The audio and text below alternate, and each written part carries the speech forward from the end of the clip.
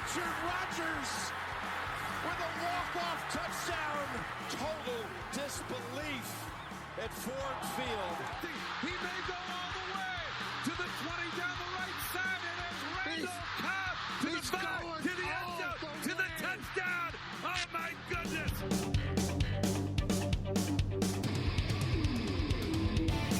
Welcome, everyone, to the Green and Golden Boys Packers podcast, a podcast for Packer fans who just love the drama. I'm Charles, and with me, as always, is Marcus. Marcus, long time no talk. How you doing?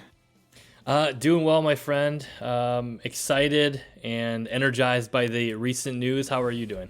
Wow, okay. I'm doing great. I'm just entertained, right? We have a Packers podcast. Obviously, it's really fun to talk about deep runs into playoffs, but I mean, a franchise quarterback potentially, probably, more than likely being traded. It's just a very fun time to be a Packer fan, objectively at least. If you're very opinionated on the matter, maybe this is a very emotional time, but it's a very interesting period in Packers history. So obviously we're talking, as everyone can gather from the opening, just after the day after the Aaron Rodgers, Pat McAfee interview, where Aaron Rodgers made it very clear to the world that he intends to play football next year, which was in question as recently as a week ago, and he intends to play with the New York Jets. He currently obviously is still a member of the Green Bay Packers. He's under contract, so the Packers need to trade him to the Jets, and that's where the drama unfolds. Marcus, right after we lost the embarrassing loss at Lambeau, essentially a playoff game, again for the third time in a row, to the Detroit Lions, you were very passionate about wanting to move on from Aaron Rodgers and start the Jordan Love era. We had just lost a big game, so some of that might have been emotion, but kind of looking back over the last 2-3 months, like, did your thought process change at all? Were you always just set on saying, let's move on, we can't get over the hurdle with Rodgers, or were you kind of softening a little bit, saying, maybe we can run it back one more year? Where was your head at on Aaron specifically over the last 2-3 months? Yeah, I mean, my mindset hasn't really changed much, honestly. I was definitely emotional after that game, that loss to the Lions, but the more that I think about it, the more I wonder, well, what's going to change? I mean, best case scenario, we run it back one more year with Aaron Rodgers, and we win a Super Bowl. Okay. Well, what if Jordan Love wants a trade? It doesn't want to sign an extension, or doesn't want to, obviously the Packers can pick up his option, but, are you then fracturing the future for the potential for one more year? And we're talking about a soon to be 40-year-old Aaron Rodgers. If you couldn't do it, ages 26 through 37, then I don't know why we think now all of a sudden you're going to be able to do it, as a 40-year-old man. So I do think Aaron Rodgers probably gives us the best chance to win this year, but beyond this year, I think it's just time to move on. And I've kind of felt like that the entire time. I'm ready. I'm excited for the Jordan Love era to begin, and just hoping we can get this trade deal done as soon as possible and leverage free agency. Yeah, that's an interesting take. I tend to agree with you.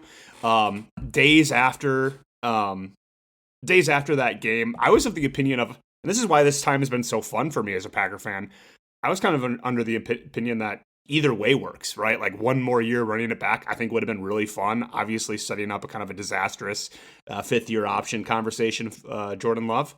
And then to your point, I'm really excited about seeing Jordan Love. So I thought, what looks like is happening would have been a very fun kind of time in Packers history. Now, we're probably spoiled because we know how the Aaron Rodgers experiment went. So in the back of our heads, even though no one will say it out loud, as Packer fans, we all probably think Love is going to be, maybe not quite as good as Rodgers, but maybe. So I think we're a little optimistic, and maybe in 2-3 years we'll be regretting this day to some level. But I think this is really fun. One thing that you just said that I do not agree with, I would 100%. You said your best case scenario is run it back and win the Super Bowl. I would 100% take that over securing the Jordan Love smooth transition. Oh, for sure. I know, but like, I would take that too. But that's no guarantee. That's the best Right. case scenario. That's like the absolute best we can hope for. I mean, Yeah. and yeah, if you guarantee me a Super Bowl, sure, I'll take that all day. But And take the next 6 I'd rather years of just take a the mess. even if the next 6 years are a mess. But we've been blessed as Packer fans these last 30 years, and there are, I think, 22 teams, I think, that have a longer Super Bowl appearance drought than the Green Bay Packers. So, even if it takes a couple of years, and Jordan Love may be a really good quarterback, and we may never get to the Super Bowl. That's just kind of how things go for most teams. Right. There are only 32 teams in the league, and only one can win the Super Bowl. So, I think I think the best case we can hope for with Jordan Love at this point is good quarterback play, efficient quarterback play, playing within the system, and entertaining us for the next decade plus. I think if we're in the conversation every single year as a playoff team or potential playoff team, then I think the decision is probably the right one. 100%. Well, let's talk about the big news at hand, the Pat McAfee interview. Obviously, I think record-breaking viewers on Pat McAfee Show on YouTube. I know I was tuned in. I believe you were tuned in live. What were your... Well, obviously during the interview, he said he went into the darkness, right? Everyone knows he went on a darkness retreat for 3 days. Went into the darkness, and he said in the interview that he was 90% ready to retire, which to me is alarming, especially if you're planning on having him be your quarterback next year. And he went into the he left the interview, he left the darkness, receiving texts saying that something has changed and the Packers were quote unquote shopping him, and that kind of was the I kind of call it the Michael Jordan chip on his shoulder, say, you know what? No, I want to play now, and I want to play for somebody else. Objectively, taking all the emotion out of it, taking all of Aaron Rodgers' like rhetoric and the whole interview out of it, I think like no one's in the wrong. Aaron Rodgers wants to keep playing. The Packers want to move on. We found a trade partner. We're trying to work that out. Both teams are trying to get the best deals possible. So like overall, I'm not like mad at Aaron like people were at Favre. I'm not mad at the Packers, as we just said for the last 5 minutes. We're both pretty excited to see Jordan Love. So like overall, I don't feel like there's like a lot of drama in the situation. Do you agree with that part of it at least? Like, do you feel like Aaron's being a prima donna, if you will, by wanting to play somewhere else, and all the demands and all the rhetoric aside? I mean, it makes sense for you that he wants to keep playing, right? Yeah, I mean, it makes total sense, and I think when the season's over and it's only been a couple of weeks and there's a lot of emotion involved, and you go through, I can only imagine what these players go through, and I can only imagine what somebody like Aaron Rodgers goes through physically, mentally. It's got to be incredibly draining, and then he has to deal with the media on a daily basis, and it's really hard for a person like that to escape. So I empathize with him on that, and I think his initial gut reaction to retire was probably based in emotion. I don't know that he thought about it that much, and I think that's kind of what the darkness retreat was probably supposed to help him do, was reflect on it and think about it, and not just think, oh, I'm exhausted, I can't do this anymore, but gives himself some time to recover, mind, body, spirit, whatever you want to say. I don't think my wife thinks Aaron Rodgers is like the biggest prima donna since Mariah Carey. I don't necessarily agree with her on that. I do think though that he can be a little bit hypocritical when he says things like, well, just tell me this, or direct communication, and then he goes on the Pat McAfee and tells Adam Schefter to lose his number, or goes on the podcast and says the Packers organization need to be more communicative, and it's like, well, practice what you preach. I don't know what goes on behind closed doors, but that's kind of my initial impression. Yeah, no, I wasn't going to bring this up, but you mentioned the direct communication is what he's asking for. And then a year and a half earlier, he's mincing words about his vaccination status very indirectly. Yep. But anyway, so that kind of leads me to like the issues I have with this whole situation. Again, large, big picture, love it. He wants to keep playing. He's in the AFC. Hopefully he doesn't get traded to the Vikings next year. That'd be great. Big picture, totally fine. The issue I have is like, and maybe it's just a tactic that these amazing athletes need to take. I mean, if you watch the Michael Jordan documentary a few years back, he would take everything personally. Like, he would be wronged in the most weirdest ways just to kind of keep that drive going. What doesn't make sense to me is he goes into the darkness, thinking he's going to retire, probably at some level communicating that to the Packers. So the Packers are doing their due diligence and trying to find out where he could potentially go. They find one suitor, by the way, that's interested. One, in the Jets. And then he comes out all offended that they were looking for that, that potential out if Aaron Rodgers doesn't want to play for the Packers anymore. Because remember, that was a real conversation. The three things were, do I want to play? Do I want to play? Do I want to retire? Or do I want to play somewhere else? So I think the Packers are just kind of doing their due diligence, and he's acting like that offended him. There wasn't the direct communication. So now he's decided, you know what? I do want to go play. And coincidentally, I want to go play for the one team that you guys were shopping me with. I mean, to me, it's just like, that doesn't really add up.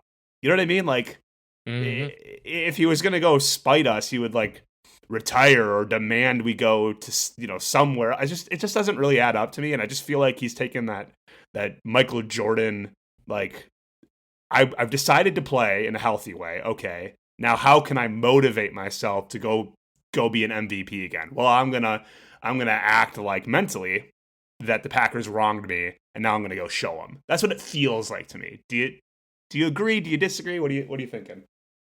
I don't know. I think there's a little bit of that. I think when you're that competitive and when you're that talented, and especially when you're reaching the end of your career, you need to find things to motivate you. I think there's probably a little bit of that, but I do also feel like he's kind of the mindset, like, do as I say, not as I do type of mentality, where he's like, I should be able to go, explore my options, but the Packers shouldn't be able to. Right. And he said in the interview, AJ Hawk had the one good question, right? In the interview, like, okay, well, what if the Packers would have texted you during the darkness? You came out and said, hey, baby, let's go. Let's run this back. You're our guy. Would you want to play with them? And with the Packers? And he said, no, not really. Probably not.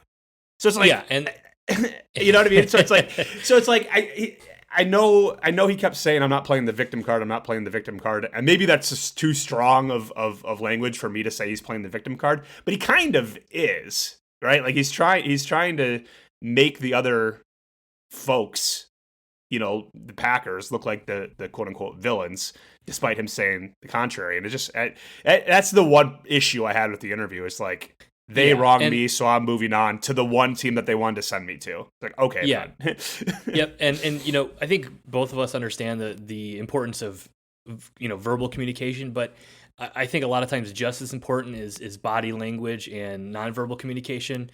And if you're communicating something nonverbally to your friends or your family or your wife or your kid or whatever it is, a lot of times most people can pick up on that. So if you're in an awful relationship, let's say, and the other person just stops putting in the effort, they don't break up with you. They don't leave you, but they've stopped putting in any effort whatsoever. You're kind of forcing the other person's hand in a way. And, this is kind of what that feels like to me, where he's like trying to force the Packers' hand by doing these things. And that way, when they come out and say, oh yeah, we're going to trade Aaron Rodgers, he kind of looks better than they look. Do you know what I mean? Does that make sense? Yeah, no, I 100% agree. And he was trying to kind of say that too, like, hey, the vibe I got all year was that they wanted to move on. And again, big picture, it makes a lot of sense, right? Let's look back, 5 years from now, like, we drafted Jordan Love, we started the clock, on Rodgers. We hopefully, and we can talk about this next, hopefully still have a lot of value in Rodgers so we can get a lot of draft picks next. Hopefully we do get a lot of draft picks. We'll again talk about that next. But I feel like if it were Tom Brady, if it were any other quarterback, if it were any other player, it would just feel simpler, even though it was probably exactly the same for Tom or exactly the same for other players. It just is more public, and that's great for us. We get to talk about it. Very interesting. Very interesting interview. Last question on the interview specifically, or last comment is, he again, to kind of paint the Packers in the quote unquote bad light. He mentioned that the Packers, everything's all ready to go. Both teams are ready to make the trade, but the Packers are really digging their heels in on compensation. And that's when I kind of really rolled my eyes. I'm like, of course they are. They have you're 1 year removed from being back-to-back MVP, and it's their job. They get paid a lot of money to negotiate, and they're not. You guys aren't friends in this scenario, right? We're not saying, hey, good luck on the other team. Like we need the value that you are worth, coming back our way. Like, of course, so are the Jets digging their heels in. Like, both sides, that's their job. And that it just makes it feel like it's an unnecessary roadblock where it's like, no, that's the whole point of a trade. What do we have? We have a Hall of Famer, a guy one year removed from back-to-back MVPs. What do you have? You have the 13th overall pick next year. You willing to give that up? No, you're not. Okay, what else are you willing to give up? And for Aaron to act like that's like the reason why it's slowed down in a negative light, it's like, well, of course that's the reason it's slowed down. The Jets are slowing it down by not giving us the next 5 years of first round picks. How about that, Aaron? So like everyone is trying to get the best reasonable deal possible, and that's just the other kind of thing that irked me in the interview. But yep. And so the other day I looked up the 2020 draft just to kind of refresh my memory. Let me pose a hypothetical to you. Do you think this entire Aaron Rodgers saga since 2020 plays out differently if not only the Packers don't trade up to get Jordan Love, but they sit and get Jalen Hurts at 50 or whatever, or they wait and get Jordan Love in the second round? Is this entire situation completely different if they draft a quarterback in the second or third round? No, I don't think so. I think if you pick a quarterback in the top 2 or 3 rounds, that's a good question. Because you're saying because we moved up, it showed that this is our guy. Whereas maybe if we just sat back and drafted someone, it's a more of a safety measure just in case Aaron retires or whatever. Is that? Yeah, that's a really good question. I don't know. I think a lot of things change if we don't move up and get Jordan Love. Maybe he doesn't have back-to-back MVP years, right? I mean, another chip that he put on his shoulder. And maybe this is, maybe we already moved on, right? If we had like a later round quarterback that we believed in. I don't know. That's it. What do you think? I don't know. I mean, I have to think that it's got to be a little bit different. I have to think if the Packers take Jalen Hurts, in the second round, or Jordan Love in the second round, that there's not as much animosity. I mean, I think you're taking a quarterback in the second round, which says something. But they still needed a backup. They weren't, they didn't love their backup situation at the time. So I think it plays out a little bit differently. And to your point, like he probably, maybe he doesn't have back-to-back MVP seasons. Maybe he still plays really well, but maybe he's not spurred into action like we saw. And the biggest part of that, to your point, I mean, that's a really good point you make. But the other thing we did by moving up to get a quarterback is we were removed from the NFC Championship loss, right? Like, so we were quote unquote one player away. So the other thing we did is we didn't get a guy to help us win now. So, I mean, there's a couple things going on there. But yeah, I think there's 2 things that I can think of right now that hindsight's 2020, what we could have done, should have done. I mean, looking back at this last season, it's hard to say that we shouldn't have traded Rodgers to the Broncos last year and got several ones and a couple of bodies. But that's easy to say now. And then also 2020. And then the other thing is if Aaron is really offended by us shopping him, early March, maybe the front office could have been clearer on, hey, make a decision in the next 2 weeks. Now, he would have been offended by that too. Like, hey, this is a process. Don't rush me. But the fact that it kind of lingered on for a little bit probably made it just more uncomfortable for everyone and probably led to more miscommunication. So just to wrap it up really quickly, let's not get into a long conversation on these questions, but who do you think has the upper hand right now in negotiation, Jets or the Packers? I think it's pretty even, honestly, at this point. I mean, first of all, both teams, the Jets and the Packers, have said the Jets have said, we want Aaron Rodgers, and they've gone to visit him, and they signed Alan Lazard to a 4-year deal. So they've made a commitment to make Aaron Rodgers happy already. But the Packers have also kind of alluded to the fact that they want to get rid of him and they want to shop him. So I don't think either team necessarily has a great negotiating position. If I had to pick one, I would probably say the Packers, just because at this point, who's been signed already? Derek Carr is with the Saints. Jimmy Garoppolo is signing with the Raiders. Who am I missing? I mean, the free agent market for quarterbacks right now is basically Aaron Rodgers, and if he unretires, Tom Brady. Yep. So I would give a little bit more leverage to the Packers, but I'd say it's pretty even. What about you? Yeah, I tend to agree. I give it to the Packers. I don't know all the details on it, but there's also his signing bonuses aren't due until September. So we do have all year, all summer, and it doesn't hurt us as much financially. As you mentioned, it'd be nice to know where our free agents are going to come from and go, and we have to get rid of them by September 1st. But the Jets want him much earlier than that, right? I mean, the Packers, or the Jets is a whole new team. Aaron Rodgers has to learn a whole new offense. So I think that gives a slight edge to the Packers.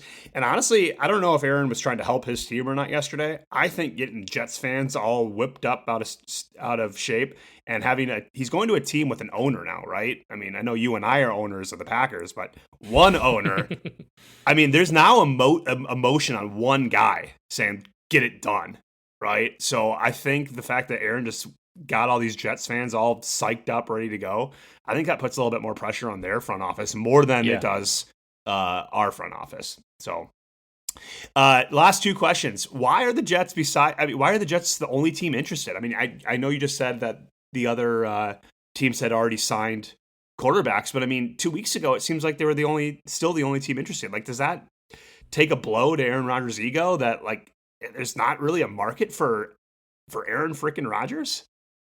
I mean, I think it comes down to Aaron's compensation and then what the Packers want for him and his age. I mean, he's the oldest, free agent quarterback in the market right now who is, a really good player. He's the best quarterback of all the free agents, but I think most teams are probably thinking, 4, 5, 6 years down the line. They're like, we don't want to leverage or, kind of mortgage our future just to have 1 year of Aaron Rodgers. And, especially coming off a mediocre year for him. Yeah. Actually, I will say mediocre for most quarterbacks, but it's basically his worst year since his first year as a starter. Yep. Yeah, I think the game changer to the first question I asked about teams being interested, or sorry, about the next question I'm going to ask of what we can get for him. If one more team enters into the conversation, even if it's just like a general interest, I think a bidding war would just obviously very much help the Packers. So I'm looking at the Colts, I think, is in the conversation, and I think there was one other team. I want to say Atlanta, but that's not right. That would be great. But if you could get the deal done tomorrow with the Jets, Dolphins maybe, or did they sign somebody?